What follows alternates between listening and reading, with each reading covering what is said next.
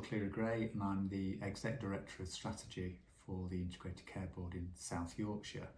And I guess I've got a broad role. It covers strategy, of course, so prioritising the work that we're going to do in the ICB to improve population health. But it also includes a whole raft of other things, but mostly about how we work really well with all of our partners to be able to improve health for South Yorkshire.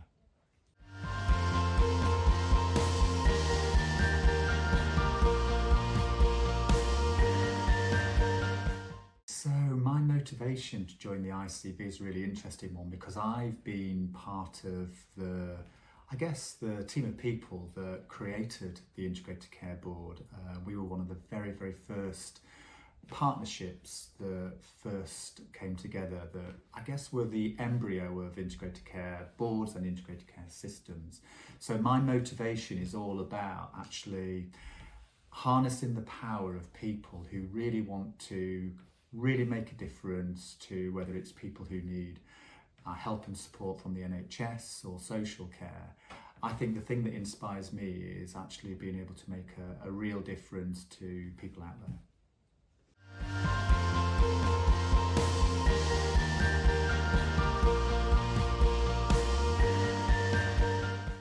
I've got two children, I've got two girls. They are children, they are my children of course, but they're young adults now. They are my inspiration, they really are. And what I mean by that is they've been an inspiration for as long as they've been alive, which is 26 years, which is almost the whole of my career in the NHS. So they've inspired me in different ways at different times. And what I'm mostly inspired about now is the way that and it applies to many younger people as well, is about the freshness with which they sort of bring in terms of like new ideas and new thinking, and I really love talking to my girls about my job because actually they help me reflect in a very, very different way that I find really, really helpful in terms of new ideas, different ways of doing things, thinking about what the sort of future might need in terms of care and support, and actually it just takes you to so many different places. But I think the thing that most inspires me is the positivity that comes from sort of our children and young people, and I see that a lot in my own kids, so love it.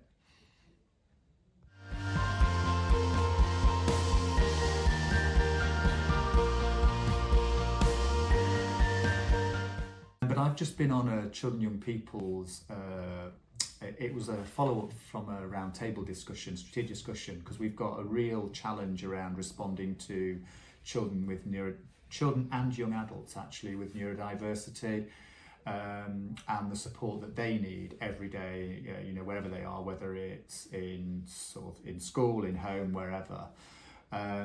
And it's become a huge challenge, and therefore we had a big strategic discussion to help us think about how we might work well together to be able to, resolve this more speedily. And I've just had brought together a group of people who are really doing the work, so like an operational group. And what I've learned, and which made me curious, was the amount of work that we're already doing in this area that actually we can now start to highlight and share and learn from, and that in itself will enable us to move forward and actually make some really positive changes for children and young people in a much more rapid timescale than we ever thought. And so having a bit of curiosity to ask some questions and bring a group together is probably this morning is the last time.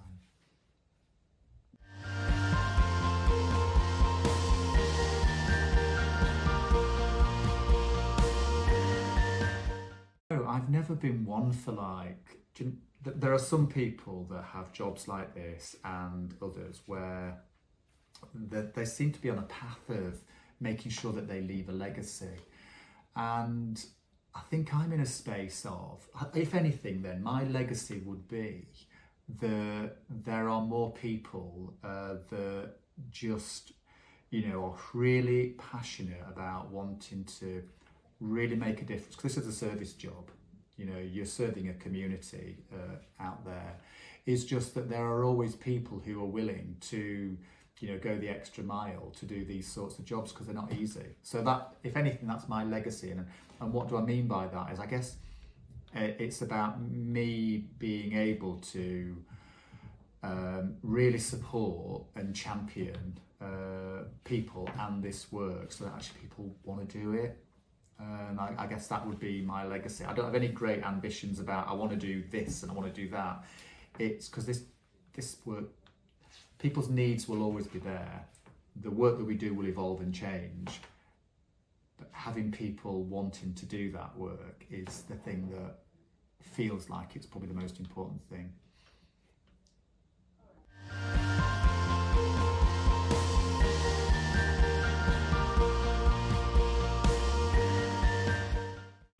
I'm not an Olympic diver, and I'm not a rugby league player either. But I do play the cello, and that surprises people because not many people know that. So I'm quite sort of musical. The other thing that would probably surprise people is I am hugely creative. So, you know, whether it's paint or draw or stick or whatever, hugely creative, and I think that would surprise people.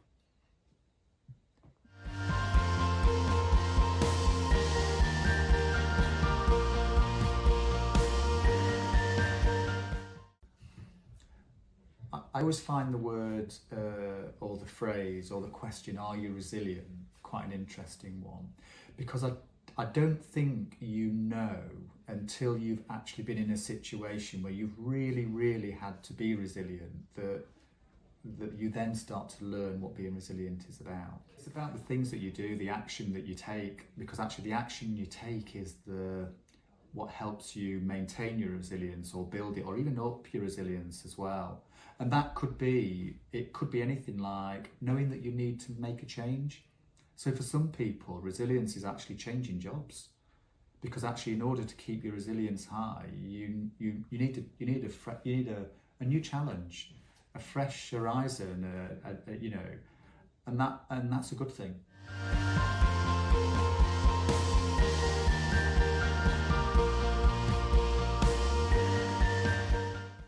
Health and well-being is hugely important, and you'll see lots of phrases around actually, you know, working hard and playing even harder is really important, and the playing really hard is part for me about managing your health and well-being. I think I would say 3 things are really important for me in managing my health and well-being. One of them is actually I've got really good support at home, so I find that hugely helpful. I've got really supportive family life, so that's great. I do think that being sort of mindful and in the moment to manage is really important too. So I really focus in on making sure that happens. So not always thinking about work, allowing yourself to be free of work and actually be doing something very different. And I'm a keen gardener, so that's my escapism. So that's how I sort of really sort of help my brain sort of switch off really. So they're the sort of 3 things that sort of help me manage my health and well-being.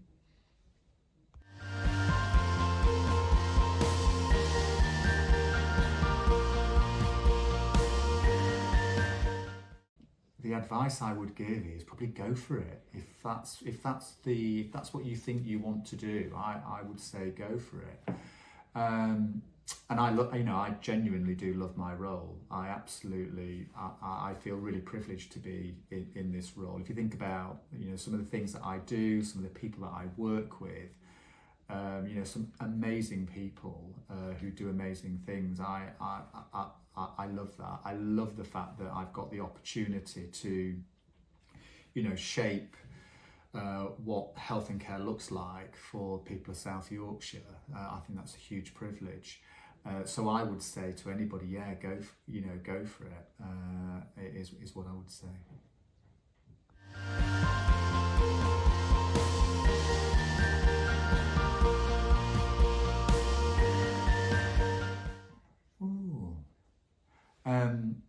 I think that I am.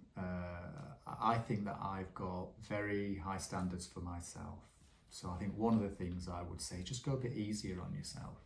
I think that would be one of the things.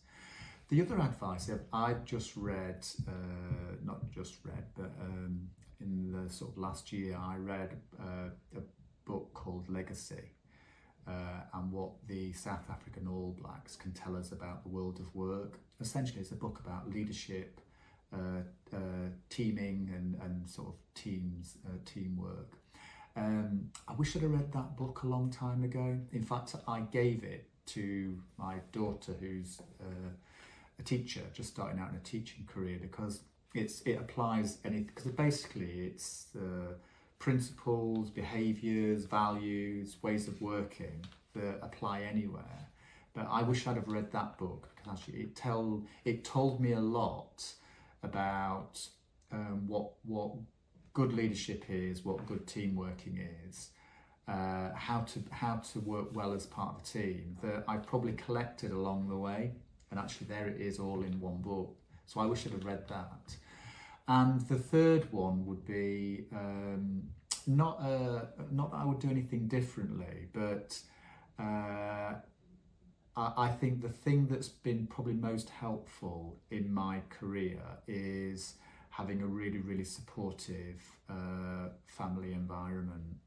And it's not that I can't teach myself anything about that, but I can look back and just say to myself, actually, how fortunate I've been to have had that, you know. So if anybody's sort of listening to this and thinking it might be helpful, it's just sort of like just trusting in some of those things that are just there to help and support and guide you along the way.